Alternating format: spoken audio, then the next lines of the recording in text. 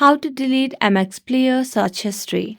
Hello everyone, welcome to this channel. I'm Emily and I'm here to help you out today. So without any delay, let's get started.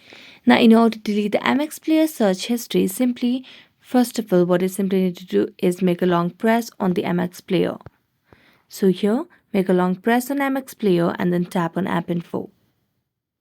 As you tap on App Info, you'll be able to see a new page where you can see the option of clear data at the bottom right corner.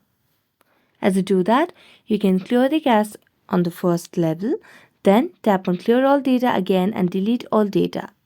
Now when you delete all data, you'll be deleting all the files, the password, credentials and so on.